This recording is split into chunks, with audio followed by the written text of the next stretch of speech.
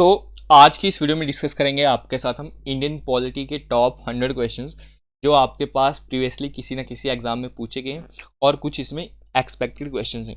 तो वीडियो आप एंड तक देखना, ये वीडियो आपको बेनिफिशियल होगी और साथ साथ में आप देखिएगा, अपना स्कोर भी काउंट कीजिएगा कि आउट ऑफ 100 आपके टोटल कितने मार्क्स बने हैं। और अगर आपको ये एज अ टेस्ट अटैम्प्ट करना है तो वो भी आप हमारी एप्लीकेशन एक क्लासेस पे कर सकते हो, जिसका लिंक आपको डिस्क्रिप्शन बॉक्स और कमेंट सेक्शन में मिल जाएगा। इसके अलावा हमारी VLW के रिलेटेड टेस्ट सीरीज़ है, आप उसको भी ज्वाइन कर सकते हो और कोर्स है, आप उसको भी ज्वाइन कर सकते हो।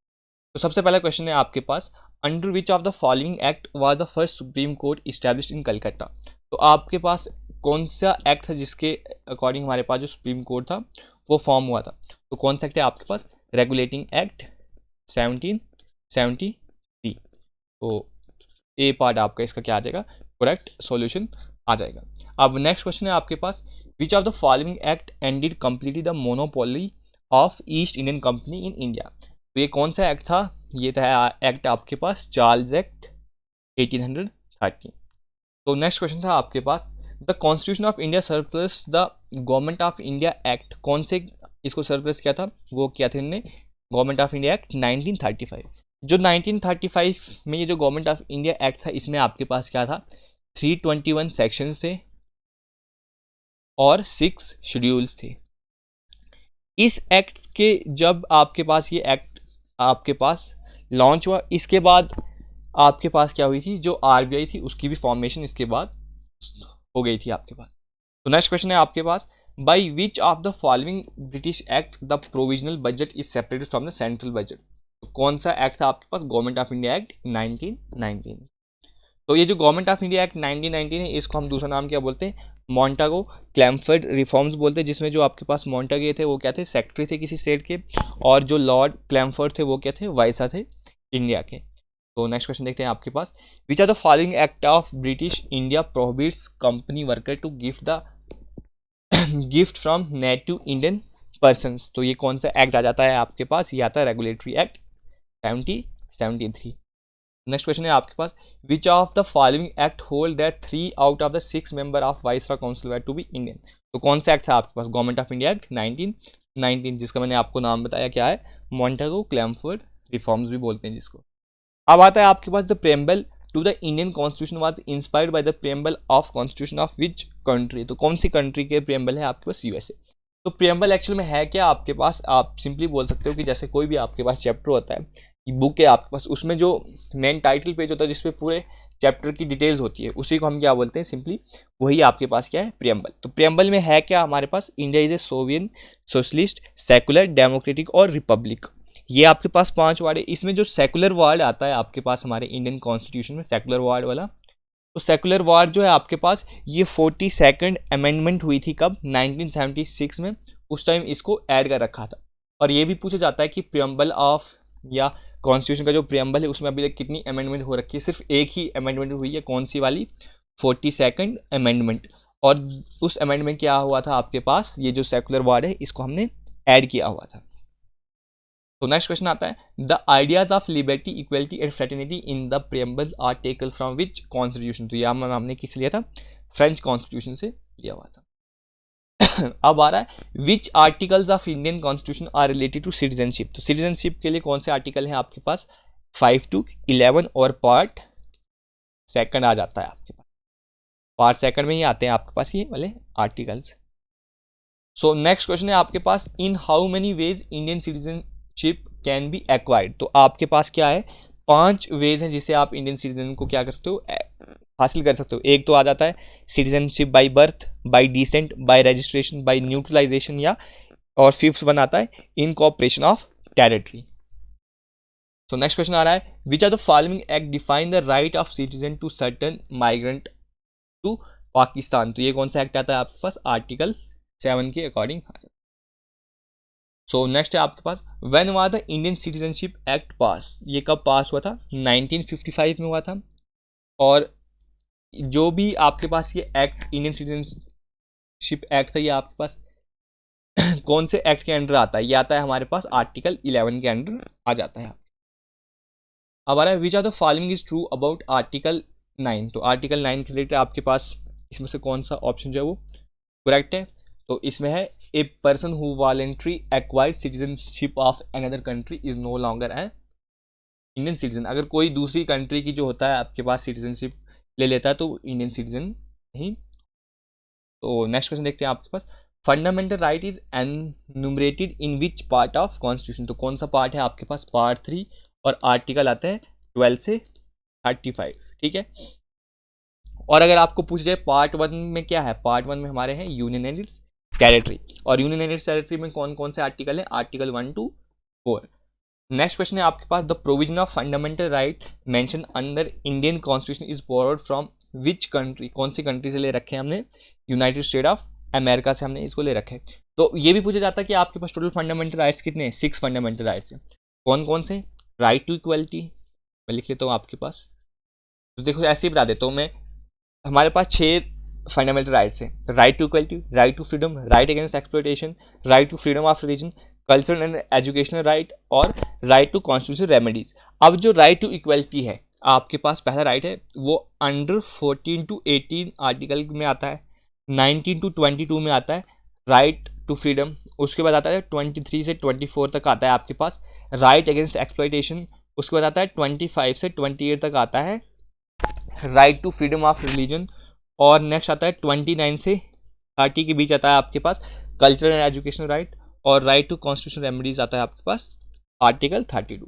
तो ये आपके पास राइट के रिलेटेड मैंने आपको बता दी। तो which article of Indian constitution constitute abolition of untouchability. तो कौन सा आर्टिकल है हमारे पास इंडियन कॉन्स्टिट्यूशन का, आर्टिकल 17। क्या है वो, abolition of untouchability and prohibition of its practice.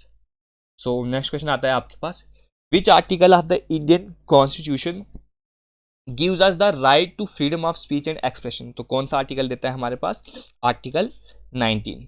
So next question देखते हैं आपके पास, which right has been abolished by the 44th amendment act 1978। तो कौन से अमेंडमेंट एक्ट ने आपके पास 1944 अमेंडमेंट एक्ट ने कौन सा राइट को इबॉलिश किया था, कौन सा था, राइट टू प्रॉपर्टी। और ये जो राइट टू प्रॉपर्टी था ये पहले अंडर विच आर्टिकल आता था, ये आपके पास आता था पहले आर्टिकल 31 के अंडर आता था। सो नेक्स्ट क्वेश्चन है आपके पास, which among the following article state equality of opportunity in matter of public employment. So आपके पास कौन सा आता है, आर्टिकल 16। सो आर्टिकल 16 इसका करेक्ट सॉल्यूशन हो जाता है।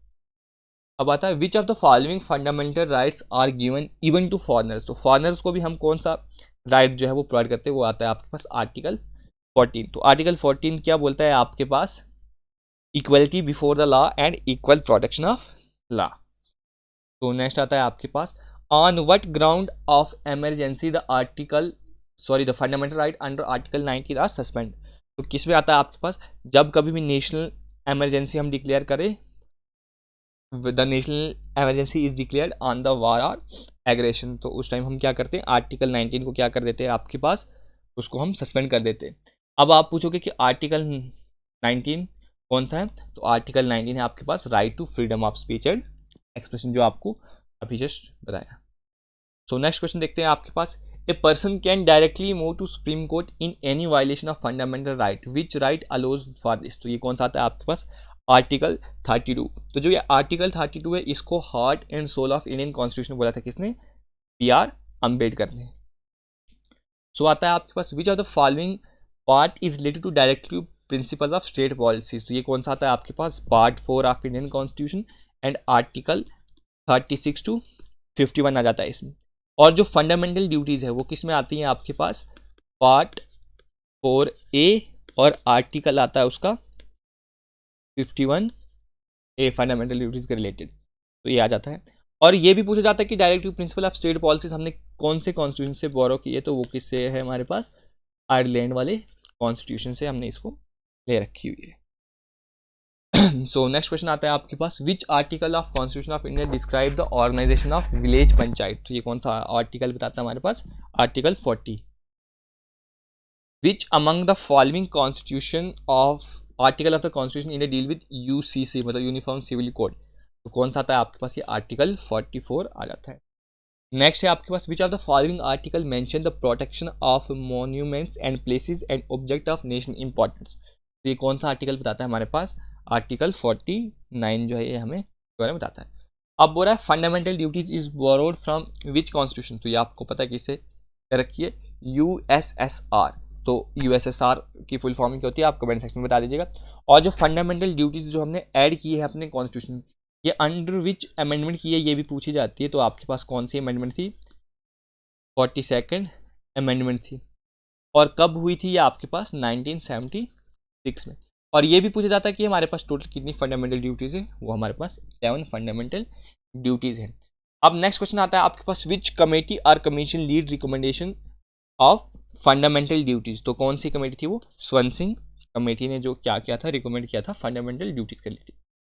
तो respect for national flag and national anthem is क्या है, ये हमारे पास fundamental duty of every citizen है हमारे पास। सो नेक्स्ट क्वेश्चन है आपके पास, which article of Indian constitution deal with constitution amendment. अब अमेंडमेंट मैंने आपको बताई 42nd अमेंडमेंट, फर्स्ट अमेंडमेंट, जितनी भी अमेंडमेंट होती है आपके पास अंडर विच आर्टिकल होती है, ये पूछा भी जाता है बहुत बार। तो ये आती है आपके पास आर्टिकल 368 के अंडर होती है।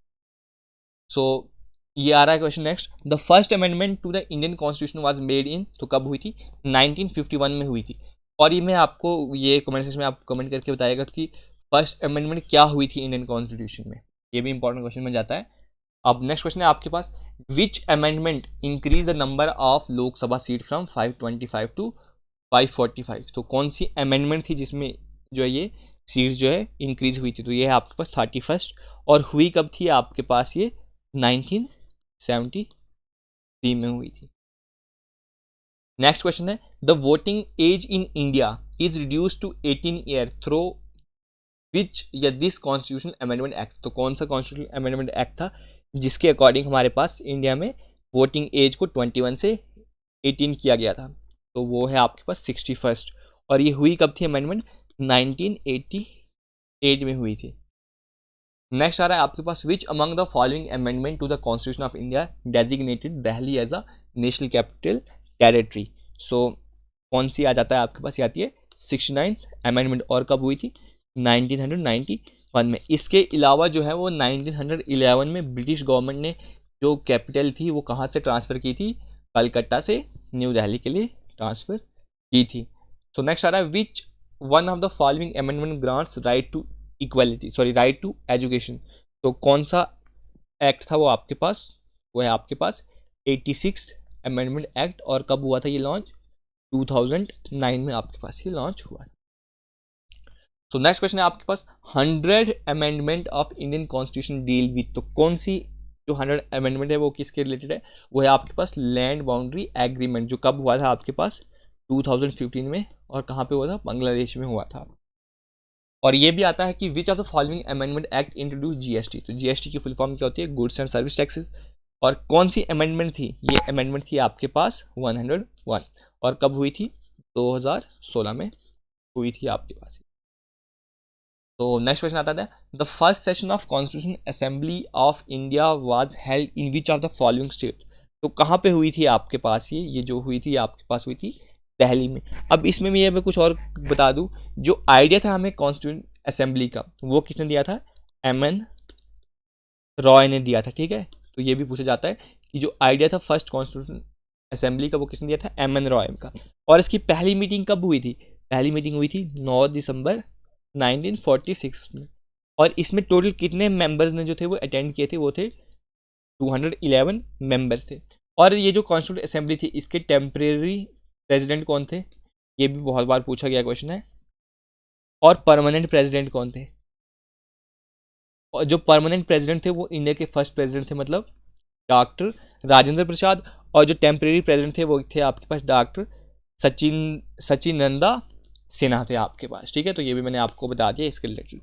सो नेक्स्ट क्वेश्चन आता है आपके पास, who was the secretary of constitution assembly, तो सेक्रेटरी कौन थे, HVR आइनागर थे इसके सेक्रेटरी। तो नेक्स्ट क्वेश्चन आ रहा है, on which of the following date the drafting committee was set up, तो ड्राफ्टिंग कमेटी कब सेटअप हुई थी, ये हुई थी आपके पास 29 अगस्त 1947 में। और जो ड्राफ्टिंग कमेटी थी, ड्राफ्टिंग कमेटी के आपके पास प्रेसिडेंट कौन थे आपके पास, सॉरी चेयरमैन कौन थे आपके पास, BR अम्बेडकर।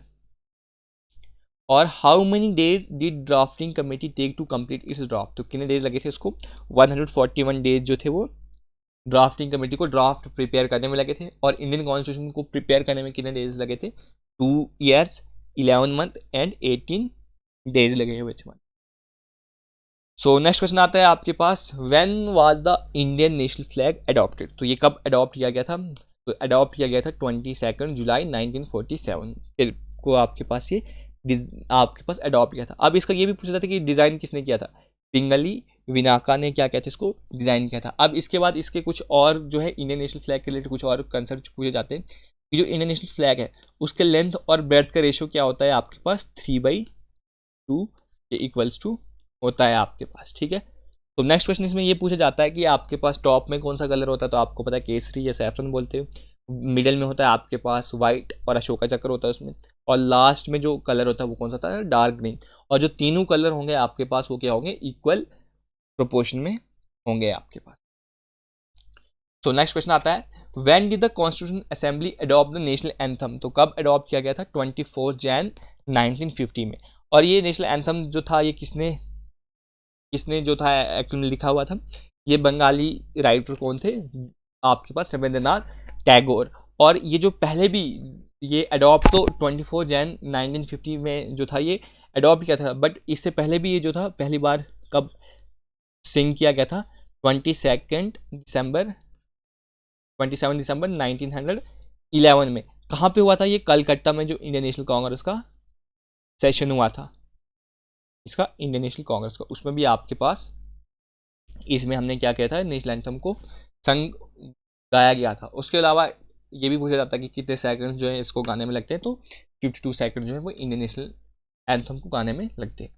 अब आ रहा है, how many major committee? Next question है आपके पास, how many major committee were at the time of making of constitution? तो कितनी थी आपके पास? 8 मेजर असेंबलीज थी, कमेटीज थी, जो कब थी हमारे पास कॉन्स्टिट्यूशन को मेकिंग के टाइम पे। अब कौन कौन सी थी मैं आपको बताता हूँ। इसमें थे हमारे पास union power committee, union constitution committee, state committee, provisional constitution committee, और उसके बाद थी एडवाइजरी कमेटी, या जिसको आप fundamental right and tribal excluded areas की कमेटी बोलते हो, drafting committee, rules of proceeding committee, और लास्ट थी आपके पास स्टीयरिंग कमेटी। तो जो यूनियन पावर थी, यूनियन कॉन्स्टिट्यूशन और स्टेट कमेटी, इनके चेयरमैन थे आपके पास पंडित जवाहरलाल नेहरू। उसके बाद जो थी आपके पास प्रोविजनल कॉन्स्टिट्यूशन कमेटी, तो उसके जो चेयरमैन थे वो थे हमारे पास सरदार वल्लभ भाई पटेल। और जो एडवाइजरी कमेटी थी उसके भी आपके पास कौन थे चेयरमैन? सरदार वल्लभ भाई पटेल। और बाकी जितनी भी आती है drafting committee, rule for processing committee, steering committee, तो इनके कौन थे आपके पास चेयरमैन? डॉक्टर BR अम्बेडकर थे आपके पास, ठीक है। सो ये आ जाता है। अब इसके अलावा ये भी क्वेश्चन पूछा जाता है बहुत बार कि जो आपके पास इंडियन कॉन्स्टिट्यूशन है इसको अडॉप्ट कब किया गया था? तो अडॉप्ट हुआ था ये 26 नवंबर 1949 को, और कम इनटू एग्जिस्टेंस या फोर्स कब हुआ था? 26 जैन 1950 को यह आपके पास एग्जिस्टेंस में आया था। सो नेक्स्ट क्वेश्चन बोल रहा है, which of the following article state that there shall be a president of India in Indian constitution? तो कौन सा आर्टिकल बोलता है? ये हमारे पास आर्टिकल 52। और कौन से पार्ट में आता है आर्टिकल 52? पार्ट 5th पार्ट में आता है आपके पास। अब जो भी आपके पास इंडियन प्रेसिडेंट बनने की क्वालिफिकेशन होती है कि हमारे पास 35 ईयर मिनिमम एज होती है, तो वो आपके पास अंडर आर्टिकल 58 में आपको मिल जाएंगी, आप वहाँ से देख सकते हो। इसके अलावा जो आपके पास इलेक्शन होता है प्रेसिडेंट ऑफ इंडिया का, तो वो आपको आर्टिकल 54 में मिल जाएगा। अब एक्चुअली में इलेक्शन होता है क्या? इलेक्टोरल कॉलेज होता है, मतलब जिसमें आपके पास both the houses of parliament आपके पास पार्टिसिपेट करते हैं, अपर हाउस लोअर हाउस, मतलब लोकसभा राज्यसभा दोनों करेंगे। उसके बाद आपके पास स्टेट असेंबलीज, जिसमें अगर बाई कैमरल है या यूनी कैमरल असेंबली है तो वो सभी इसमें पार्टिसिपेट करेंगे, प्रेसिडेंशियल इलेक्शन में पार्टिसिपेट करेंगे। अब प्रेसिडेंट ऑफ इंडिया के रिलेटेड मैं आपको कुछ पॉइंट्स बता देता हूँ। जैसे आपको ये भी पता होगा कि जो प्रेसिडेंट ऑफ इंडिया है इसको हम फर्स्ट सिटीजन भी बोलते हैं। उसके बाद प्रेसिडेंट ऑफ इंडिया हमारे पास जितनी भी आर्म फोर्स है, तीनों आर्म फोर्स के क्या होते हैं? हेड होते हैं। उसके बाद जो हमारे पास प्रेसिडेंट है यही हमारे पास अटॉर्नी जनरल को अपॉइंट करते हैं। उसके बाद इंटर स्टेट काउंसिल को भी अपॉइंट कौन करेंगे? आपके पास प्रेसिडेंट ऑफ इंडिया। और जो एडमिनिस्ट्रेटर होते हैं, मतलब गवर्नर को भी अपॉइंट कौन करता है? आपके पास प्रेसिडेंट ऑफ इंडिया ही अपॉइंट करता है। सो नेक्स्ट क्वेश्चन आ रहा है, who among the following conduct the oath of office for the president of India? तो कौन कंडक्ट करता है आपके पास? Chief justice of India. इसका ओथ रिलेटेड कौन सा आर्टिकल है? आर्टिकल 60। आप इसको पढ़ सकते हो, वहाँ में इसके बारे में डिटेल जो है आपको दी गई हुई है। अब और which of the following former Indian president serve the shortest duration, सबसे कम ड्यूरेशन कौन रही थी? डॉक्टर जाकिर हुसैन थे। अब डॉक्टर जाकिर हुसैन के रिलेटेड मैं आपको कुछ और फैक्ट्स बताता हूँ। जैसे first Muslim president of India कौन थे? डॉक्टर जाकिर हुसैन थे। ऐसा प्रेसिडेंट जो आपके पास ऑफिस में डाइड हुए थे वो कौन थे आपके पास? डॉक्टर जाकिर हुसैन थे। उसके बाद अगर ये भी इंडियन कॉन्स्टिट्यूशन में प्रोविजन है कि अगर मान लीजिए एक एक्टिंग प्रेसिडेंट जो है वो इंस्टेंटली ऑफिस में, मतलब जब उसके ड्यूरिंग जब टेन्योर था उसमें डेथ हो जाए, तो जो है वो वाइस प्रेसिडेंट क्या करता है? एक्ट करता है as a president for minimum period of 6 month, या कोई न्यूली अपॉइंट ना हो जाए। इसके बाद अभी जो करंट प्रेसिडेंट ऑफ इंडिया है ये कौन है? श्रीमती द्रौपदी मुर्मू। और ये कौन से प्रेसिडेंट है? 15th प्रेसिडेंट है। इनने किसको रिप्लेस किया है? इन्हें रिप्लेस किया है रामनाथ कोविंद को। अब इसके बाद ये भी पूछा जाता है कि फर्स्ट सिख प्रेसिडेंट कौन थे?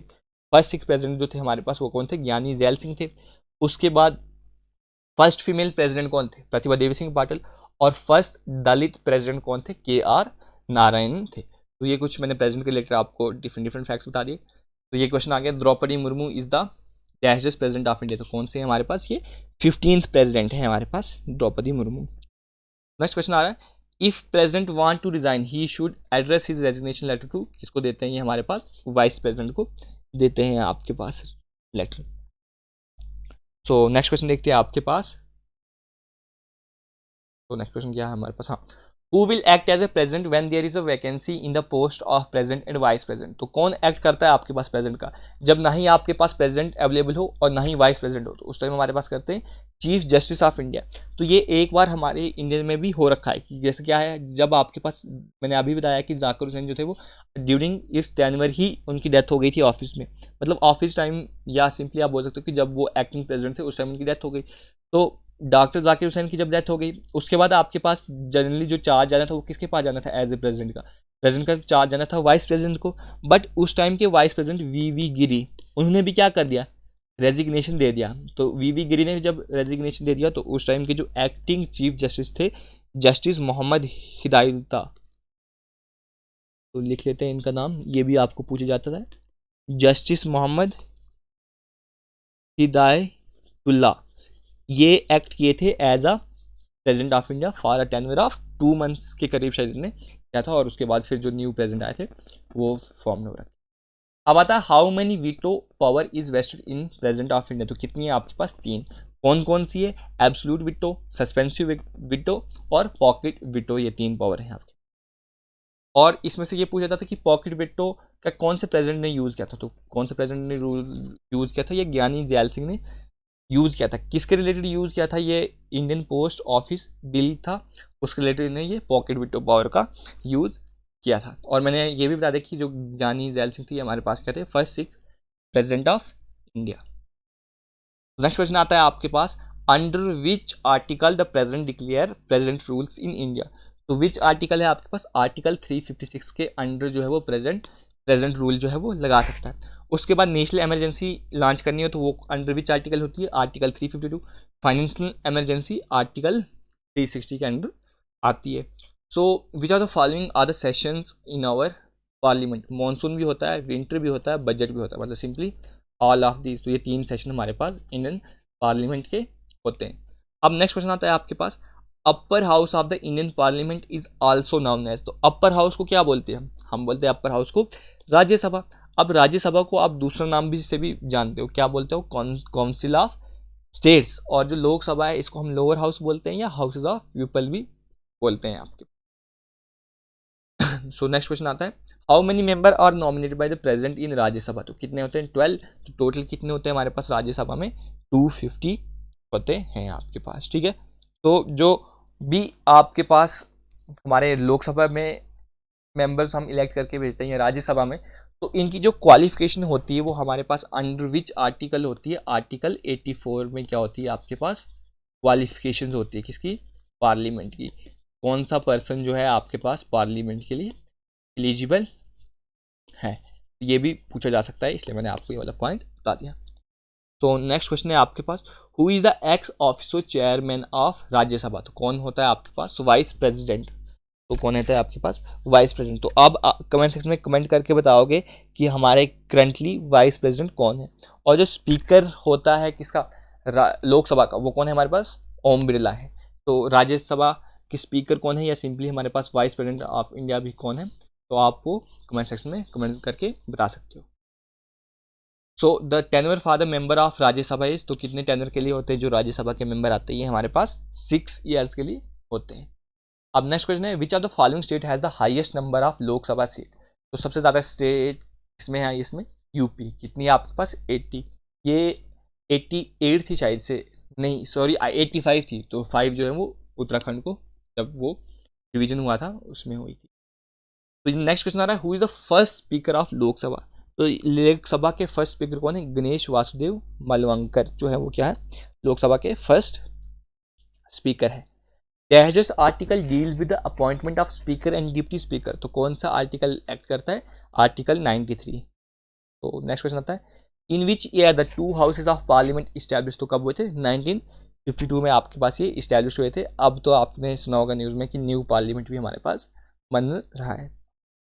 नेक्स्ट आ रहा है, when was the supreme court of India establish. तो इंडिया का सुप्रीम कोर्ट कब इस्टेब्लिश हुआ था, 26 जैन 1950 को क्या हुआ था हमारे पास, जो Indian supreme court of India form हुआ था। और अंडर विच एक्ट हुआ था, जो मैंने आपको फर्स्ट ही क्वेश्चन बताया था, रेगुलेटिंग एक्ट 1773 के अकॉर्डिंग हमारे पास क्या हुआ था, सुप्रीम कोर्ट का फॉर्म हुआ था। तो जो जजेस होते हैं आपके पास सुप्रीम कोर्ट के, उनको कौन अपॉइंट करता है, इंडियन प्रेसिडेंट। और जो फर्स्ट चीफ जस्टिस है, फर्स्ट चीफ जस्टिस कौन थे, एच.जे. तो first chief justice of India थे एच.जे. कानिया। सो ये भी पूछा जाता है। नेक्स्ट है, फर्स्ट फीमेल जज ऑफ सुप्रीम कोर्ट। तो कौन थे, जस्टिस फातिमा एम बीवी। तो नेक्स्ट है, the language to be used in supreme court. तो कौन सी लैंग्वेज जो सुप्रीम कोर्ट में यूज कर सकते हैं हम, हिंदी सॉरी इंग्लिश को हम यूज कर सकते हैं। और ये कौन से अंडर आर्टिकल है, आर्टिकल 348 के अंडर आपके पास ये है, चैप्टर 3 और पार्ट 17 ऑफ कॉन्स्टिट्यूशन इंडिया। वो भी लिख लेता हूँ मैं आपके पास, चैप्टर 3 पार्ट XVI मतलब 17 of constitution of India. Next आता है, how many jurisdictions of supreme court of India can be categorize. तो कितनी है आपके पास, 3 जो है। इसमें आपके पास ओरिजिनल आती है, एप्लीएट आती है और एडवाइजरी, 3 ये जो है आपके पास हमारे सुप्रीम कोर्ट की जुडिशंस हैं। और आता है, dispute between 2 state can be resolve by the supreme court of India under which act. तो कौन सा आता है आपके पास, वो आती है ओरिजिनल जुडिशरिएशन। सो ये अंडर विच आर्टिकल होता है, आर्टिकल 131 होता है। तो वीडियो करने करने से पहले मैं बोल दूँ, हमारी एप्लीकेशन AKS क्लासेस पे VLW की टेस्ट सीरीज भी चल रही है, और VLW के रिलेटेड हमारे पास कोर्स फुल लेंथ कोर्स है, आप उसको भी ज्वाइन कर सकते हो। दोनों की लिंक जो है आपको डिस्क्रिप्शन बॉक्स में मिल जाएगी। और आई होप आप ये क्वेश्चन साथ में खुद भी अटैम्प्ट कर रहे हो और अपना एंड पे आप स्कोर बताओगे कि आपके कितने। नेक्स्ट आ रहा है आपके पास, what is the age for the retirement age of supreme court of जजेस of supreme court of India. तो कितनी है आपके पास, 65 ईयर्स जो है वो एज किसके लिए है, सुप्रीम कोर्ट के जजेस के लिए। तो नेक्स्ट क्वेश्चन देखते हैं आपके पास, which part of constitution deal with the government in the state. तो कौन सा पार्ट है जो आपके पास गवर्नमेंट का डील करता है स्टेट में, पार्ट 7। और आर्टिकल आता है, आर्टिकल 153 से 167 के बीच में आता है, सॉरी। नेक्स्ट क्वेश्चन है आपके पास, which one of the following article deal with the appointment of the governor of a state in India. तो कौन सा आर्टिकल एक्ट करता है, आर्टिकल 155। और जो गवर्नर है उसको अपॉइंट कौन करता है, हमारे पास प्रेसिडेंट ऑफ इंडिया। और गवर्नर का जो ओथ होगा वो कौन प्रोवाइड करेगा, जो चीफ जस्टिस होगा high court of following state, जिस स्टेट में वो होगा। So first women governor of state in free India was, कौन थे आपके पास, सरोजनी नायडू। और कौन सी स्टेट की गवर्नर बनी थी, यूपी की। इसके अलावा ये as a governor of West Bengal भी रहे हैं और 11 साल के लिए रहे हैं। नेक्स्ट आता है, which article deal with the ordinance making power of governor. तो कौन सी आर्टिकल जो है वो पावर देता है, आर्टिकल 213। तो जो ऑर्डिनेंस, जो भी कोई ऑर्डिनेंस जो होता है गवर्नर बनाता है, उसकी मैक्सिमम ड्यूरेशन कितनी होती है, वैलिड होता है 6 मंथ्स के लिए। अब आ रहा है, which article of Indian constitution give power to the governor of a state to appoint chief minister. So under which article, article 164। अब यही नहीं होता कि आपके पास गवर्नर चाहे किसी को भी चीफ मिनिस्टर बना ले, बट उसके लिए क्या होता है, जो भी पार्टी वहाँ पे मेजोरिटी में आती है उसका जो लीडर जो इलेक्ट करते हैं उसी को हम क्या बना सकते हैं, सीएम बना सकते हैं। Who are the first women chief minister of any state in India, तो कौन है आपके पास, तो क्या क्वेश्चन है आपके पास, who was the first women chief minister of any state in India. So इसका सॉल्यूशन आता है आपके पास सुचेता कृपलानी। और ये आपके पास कौन स्टेट की सीएम बनी थी, यूपी की स्टेट सीएम बनी थी। अब आता है विच part of the Indian constitution has the provision for Panchayati Raj system, तो पार्ट 9 ऑफ इंडियन कॉन्स्टिट्यूशन। अब यहाँ पे एक कमेटी जो थी वो फॉर्म हुई थी बलवंत राय मेहता के अंडर, कब, 1957 में। तो बलवंत राय मेहता कमेटी ने क्या बोला था कि जो 3 टायर हमारे पास पंचायत टायर होता है, सबसे पहले आता है जिला परिषद, पंचायत समिति और आता है आपके पास ग्राम पंचायत। जो जिला परिषद होगी वो कहाँ पे होगी, डिस्ट्रिक्ट लेवल पे होगी, पंचायत समिति आपके पास ब्लॉक लेवल पे होगी और ग्राम पंचायत आपके पास विलेज लेवल की रिलेटेड कमेटी होगी। ये किसने बताया था आपके पास, बलवंत राय मेहता ने 3 टायर जो है आपके पास पंचायती राज सिस्टम बताया था। अब आ रहा है under which article was the constitution status given to the panchayat, तो कौन से आर्टिकल के अंडर है आपके पास, आर्टिकल 243 के अंडर। और आपके पास ये कौन सी अमेंडमेंट थी, 73rd अमेंडमेंट थी। और कब हुई थी ये 73rd अमेंडमेंट, 1992 में, अंडर 11th शेड्यूल होता है आपके पास ये। सो नेक्स्ट क्वेश्चन है when was the Panchayati Raj introduced in India, तो पंचायती राज कब इंट्रोड्यूस हुआ था इंडिया में, 2 अक्टूबर 1959 में। और कहाँ से हुआ था ये आपके पास, नागौर डिस्ट्रिक्ट इन राजस्थान। तो which article of Indian constitution deal with urban local bodies, तो इसका आंसर जो होगा वो आप कमेंट सेक्शन में कमेंट करके बताओगे कि कौन सा आर्टिकल जो है इंडियन कॉन्स्टिट्यूशन का वो आपके पास अर्बन लोकल बॉडीज को डील करता है। तो minimum age for requirement prescribed by the constitution for being member of panchayat कितनी आती है आपके पास, 21 ईयर्स एज होनी चाहिए। अब आ रहा है how many post are reserve for women at all level in Panchayati Raj system in India, तो कितनी है, 1/3 है। और ये अंडर विच अमेंडमेंट हुई थी, ये भी आपके पास किस में आई है, 73rd अमेंडमेंट 1992 वाली अमेंडमेंट में बता रखा है कि 1/3 रिजर्वेशन किसके लिए होगी, वुमेन के लिए होगी। So when is the Panchayati Raj day celebrated in India, तो कब आता है आपके पास, 24 अप्रैल को हम क्या मनाते हैं, पंचायती राज डे मनाते हैं। In the constitution of India Panchayati Raj is included in the, तो पंचायती राज किस में इंक्लूड किया गया था, स्टेट लिस्ट में हमने इंक्लूड किया। नेक्स्ट क्वेश्चन आता है आपके पास article 315 provide which are the following commission in the Indian constitution, तो कौन सा आता है, union public service commission and for its state. और जो इसका चेयरमैन होगा उसको कौन अपॉइंट करेगा, वो भी आपके पास प्रेसिडेंट ही अपॉइंट करता है। और ये किसके अंडर पार्ट आती है, part 14th of Indian constitution. So मैंने रोमन में लिखा है XIV। तो नेक्स्ट क्वेश्चन है आपके पास the union public service commission was form in which year, तो कौन सी ईयर में आपके पास हुई है, 1926 में आपके पास यूनियन पब्लिक कमीशन जो है वो फॉर्म हुई है। नेक्स्ट क्वेश्चन आ रहा है who was the first comptroller and auditor general of India, तो कौन है आपके पास, वी नारायण रॉय। और करंटली कौन है आपके पास, गिरीश चंद्र मुर्मू जो यूटी ऑफ जम्मू कश्मीर के फर्स्ट गवर्नर थे। So maximum the term, next question है आपके पास the term office for CAG of India is 6 years के लिए होता है, या जब तक जो पर्सन अपॉइंट किया गया उसकी एज 65 ईयर्स ना हो जाए। नेक्स्ट क्वेश्चन आ रहा है आपके पास under which article come under attorney general of India, तो अटॉर्नी जनरल के रिलेटेड कौन सा आर्टिकल आता है आपके पास, 76। और आप कमेंट सेक्शन में कमेंट करके बताओगे कि currently attorney general of India कौन है। और जो अटॉर्नी जनरल ऑफ इंडिया है इनको हम highest law officer of India मानते होते हैं ये आपके पास। सो नेक्स्ट क्वेश्चन है in which article of Indian constitution the provision of election commission is mention, so कौन से आर्टिकल में है, तो आर्टिकल 324। और इलेक्शन कमिश्नर की भी अपॉइंटमेंट कौन करेगा, president of India. So next question है Lokpal and Lokayukta act receive the assent of the president in 2014 में ये जो है पास हुआ था।